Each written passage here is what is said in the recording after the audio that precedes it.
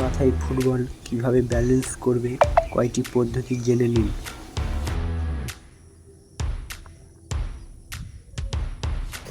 বল মাথায় বসিয়ে সামনের দিকে তাকালে হবে না।